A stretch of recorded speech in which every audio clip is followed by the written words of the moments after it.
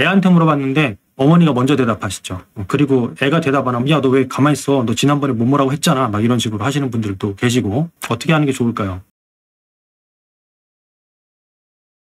아이를 쥐잡듯이 잡는 엄마와의 상담을 어떻게 해야 되느냐라고 물어보셨어요. 이게 상세 내용을 좀 살펴볼게요. 질문의 상세 내용이 지금 어떻게 되냐면 이런 내용들을 좀 주셨습니다. 원장님이 기본적으로 갖고 있는 상담에 대한 생각이 이렇다라고 얘기를 해주셨던 게 좋은 질문을 통해서 내담자, 즉 학생하고 학부모가 스스로의 문제점을 좀 파악할 수 있도록 하는 것이 중요하다라고 생각을 하셨대요. 저도 동일한 생각을 합니다. 스스로 자기가 문제를 알아야 동기부여도 되고 자기가 문제를 알아야지만 또 해결할 의지도 생기고 하니까 그러니까 이런 식으로 상담하는 거는 예를 들면은 뭐 이거 어렵지 않았어? 너는 어떻게 생각해?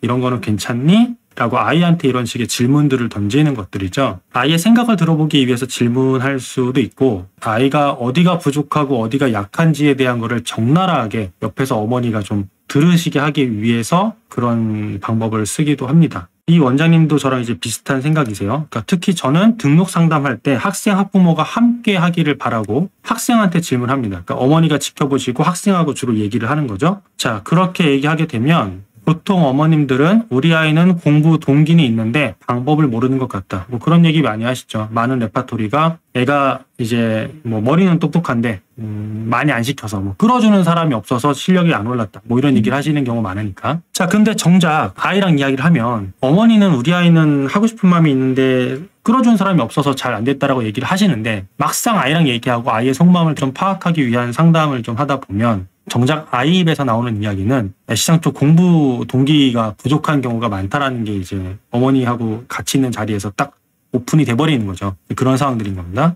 자, 근데 이런 것들을 학부모님께서 좀 적나라하게 알고 계셔야 아이를 좀 이해하는 시간도 되고 체근하지 않을 수 있고 또 그렇게 돼야 또 이제 꾸준히 공부할 수 있으니 성적도 좋아진다라는 기본적인 상담에 대한 마인드를 갖고 계십니다. 이게 이제 원장님이 갖고 계신 기본 마인드예요. 상담에 대한 기본 마인드. 좀 구분해 볼까요? 상담에 대한 기본 마인드 셋은 이런 것들이 원장님의 기본 마인드 같아요.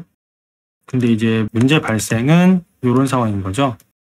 문제점 요거였습니다. 그런데 학생에게 질문할 때 중간에 콕콕 끼어들어서 아이들의 이야기를 막고 엄마가 생각하는 경우 있어요. 그러니까 뭐 애한테 물어봤는데 어머니가 먼저 대답하시죠. 그리고 애가 대답 안 하면 야, 너 왜 가만히 있어? 너 지난번에 뭐라고 했잖아. 막 이런 식으로 하시는 분들도 계시고. 자, 그러면 사실 이 상담의 기본 마인드셋은 아이랑 이야기를 하고 아이의 입에서 나오는 이야기를 부모가 좀 적나라하게 들으셨으면 하는 마음에서 이 상담을 진행을 하는 건데 그럴 환경을 엄마가 구성을 안 해주는 거예요. 그렇죠? 어떻게 하는 게 좋을까요? 그러면서 사례를 오늘 상담한 학생은 열심히 새벽까지 학원 숙제도 하고 시험 준비도 했는데 성적이 안 나와서 서러워서 그랬는지 눈물이 터졌대요. 그걸 보고 엄마가 너 왜 우냐? 그러면서 이제 뭐 얘기하시니 원장님 입장에서는 아이 마음이 너무 공감되고 아이가 얼마나 힘들었을까 이해가 되는데 어머니가 옆에서 그렇게 쉽게 말하면 좀 분위기를 깨고 있으니까 답답해서 이게 어머니가 아이를 돕는 거냐 마는 거냐 이런 생각이 들 수도 있죠. 그래서 이런 부분들하고는 상담을 어떻게 해야 되느냐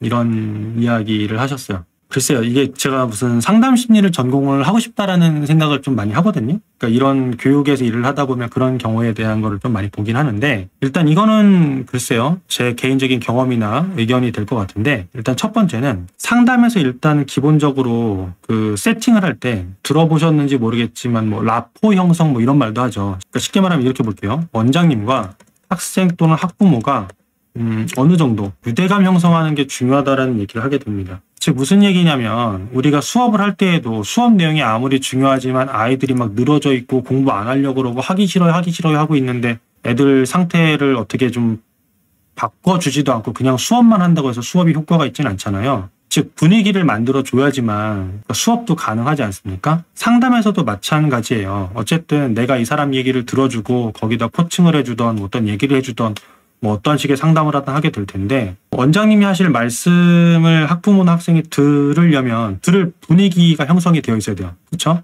지금 같은 경우는 제가 볼 때는 상담 분위기 자체가 형성이 안 된 상황이라고 봅니다. 왜냐하면 어머니가 중간에 끼어드시니까 사실 이게 조금 더 직접적으로 제가 이런 상담을 할 때 어떤 경우도 있냐면 이런 식으로 해결을 했던 적도 있어요. 어머님 지금부터 제가 뭐 상민이랑 이야기 해볼게요. 조금 하시고 싶은 말 있어도 좀 기다려주세요. 상민이와 이야기하고 어머님과도 이야기하겠습니다. 일단은 이런 식으로 이야기의 순서를 이미 설정을 하고 들어가는 경우가 있는데 이 방법이 괜찮긴 한데 문제점이 하나 있어요. 이게 왜 그러냐면 이런 방법을 쓸 때 중요한 게 뭐냐면 제가 이렇게 말해도 학부모가 알겠습니다라고 이제 뭐랄까 흔쾌히 좀 제 얘기를 들어주고 뭐랄까 좀 기다려줄 수 있는 상태가 돼줘야 되거든요. 근데 그렇지 못한 경우가 있어요. 제가 만약에 무슨 오은영 박사님처럼 심리학 박사거나 이렇다라고 한다면 그분이 제가 권위자라고 생각을 할 거니까 제 이야기를 그냥 가만히 들어주시겠죠. 근데 이게 재원생 부모님이라고 하는 경우도 그나마 좀 나을 것 같아요. 재원생 부모님은 저를 그래도 봤었으니까. 근데 지금 얘기하시는 것처럼 완벽하게 신규 상담인 경우에는 제 이름값을 그 해당 어머니가 얼마나 인정하실지를 모르겠어요. 그렇게 되면 제가 이렇게 얘기했을 때에도 하고 그냥 호웃음 치시고 넘어가시는 경우도 있을 것 같아서 이런 방법도 있으나 이 방법이 안 통하는 상황도 분명히 있을 겁니다. 자, 그렇다면 필요한 게 뭐냐면 이런 방법도 있지만 이 방법이 사용이 되려면 일단은 원장님이 이렇게 뭐랄까 전문성이 어느 정도 어필이 된 상태에서는 괜찮은데 그게 안 되면 어쩔 수가 없어요. 그래서 저라면 지금 신규 상담에 대한 얘기 때문에 이런 얘기를 하셨는데 사실 제가 이 질문을 받고 해당 원장님과 대화를 하면서 느꼈던 개인적인 감정은 뭐냐면 원장님들이 그러신 경우가 좀 있는 것 같아요. 뭐냐면 아이를 너무 사랑하셔서 해주고 싶은 게 많으니까 한 번에 욕심을 이런 생각이 듭니다. 해주고 싶은 게 많은 거죠. 얘기도 들어주고 싶고. 근데 신입 상담을 왔으니 이 아이가 내가 맞게 되면 모르겠지만 오늘 한번 나랑 만나고 그냥 가버릴 수도 있거든요. 근데 어쨌든 교육자인지라 이게 본업이고 천직인지라 그 아이의 조그만 말이라도 들어주고 싶고 해결해주고 싶다고 하다 보니까 이 상황에서 그 상황을 깨는 부모님에 대해서 이제 순간 욱하기도 하고 이렇게 되는 건데 저는 좀 마음을 내려놓으시는 걸 좀 권장을 드리고 싶어요. 솔직히. 왜냐하면 원장님 혼자서 솔직히 말해서 혼자 모든 아이를 커버할 수 없어요.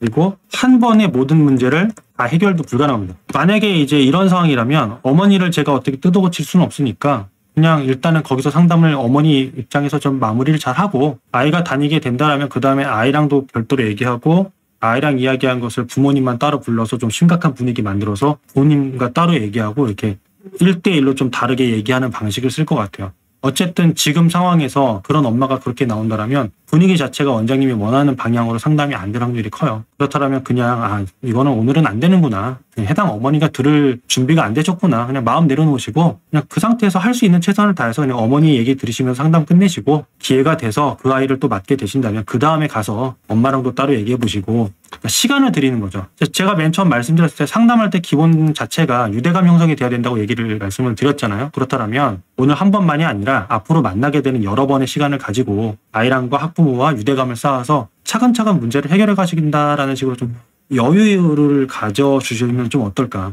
이게 원장님이 이 고민을 얘기하실 때 제가 보면 아이들을 너무 어떻게든 해주고 싶어하는 마음이 강하시다 보니까 아이에 대한 교육열이 너무 높다 보니까 어떻게 보면 원장님도 스트레스를 더 많이 받으시는 것 같아요. 근데 이 한 아이만 문제가 아니라 다른 아이들도 있지 않습니까? 지금 내가 이미 맡고 있는 아이들 그 아이들을 위해서라도 에너지를 조금 나눠 쓰시는 거를 저는 권장을 드립니다. 저는 그래서 제가 이분한테 그렇게 얘기 드렸어요. 저라면 그런 상황에서는 그냥 할 수 있는 만큼만 하고 더 이상 신경을 쓰지 않습니다. 왜냐하면 제가 그런다고 해서 그 어머니가 갑자기 확 180도 바뀌어가지고 상담이 될 게 아니기 때문에 에너지를 들였을 때 결과가 당장 나올 것 같지 않더라면 에너지를 좀 아끼고 2차, 3차를 노리는 게 훨씬 낫지 않을까 싶습니다.